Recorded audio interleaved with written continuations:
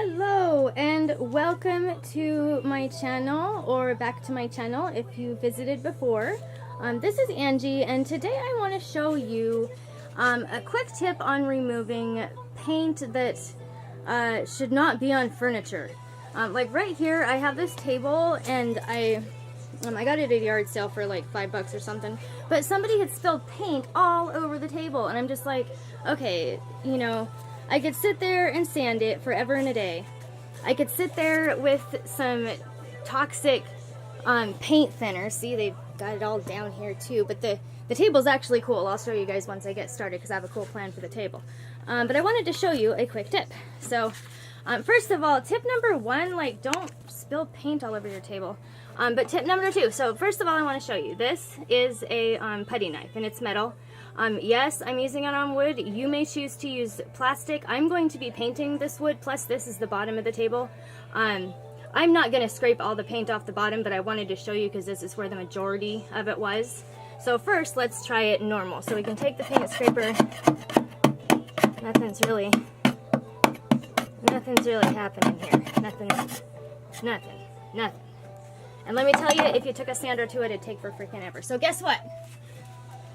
My best friend, my blow dryer, girl's best friend besides diamonds, is going to help me. So please bear with me for the noise. I'm going to sit here and hit this with a blow dryer for just a few minutes. So I'm going to turn this off so you guys don't have to deal with it, and I'll be back once I've hit it with the blow dryer.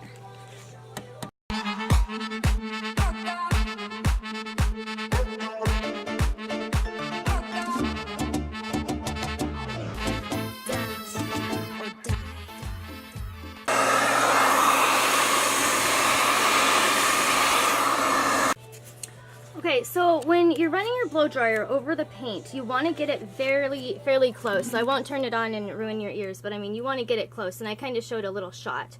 You might notice that since I've blow dried it, the paint has kind of like rippled up because the blow dryer's kind of melted the paint, and I need to get on this before my paint cools. So let me show you the difference.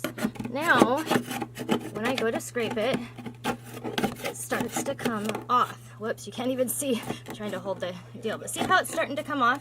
Now, I did a bunch of talking in between, so I need to hit it again with the blow dryer, but I want to show you how easy you can get just a crazy amount of paint that should not be on furniture that got spilled on it or whatever off. You just hit it with the blow dryer and then scrape it. When you get done scraping it, you know, I mean, you'll want to sand it or clean it up, or however you want to do it. But now let's compare to this side. I didn't hit this side with the blow dryer. So once again, let's look. Here's the part that's all chunky, just like over here, just like this part over here. See, but that comes off. And the hotter you get it with your blow dryer, which, like I said, my talking is not helping, the better it's gonna work. So again, and then we'll try over here. And I'm not using like different pressure to try to trick you. This is just it's my little trick. So there's my tip of the day. I wanted to show you guys a couple things. Excuse my mess in my workshop. First of all, this table right here, let me get it out. So I'm working on this table. As you can see, it's got these really cool squares, but it also has a lot of damage to the veneer. So like right along the corners here, the veneer is like totally gone. And then the sides, we won't even talk about the sides. But I have got like the absolute coolest way to show you how to fix that, to where you won't be able to see that the veneer's messed up. But I'm not going to put new veneer on it. It's a painting technique. So it's kind of a painting technique that's a trick of the eye, but it turns out beautiful and it works great. Another update, let's go in here. So there's that table we were dry brushing when my little daughter was screaming. Here we have a pedestal. It's for plants or whatever you want to put on it, but we're getting ready to get that posted. These tables here, what I've done is put a clear coat on them of polyacrylic. I've also coated, obviously, the bottoms with polyacrylic. Once the polyacrylic is dry, I'm going to go back and I'm going to glaze the legs. Now, they're not going to be as dark as the top, but I want to glaze them just to give them that, just a little bit more washed out tone. Or, I don't want to say dingy tone, but just not so bright. Kind of tone it down.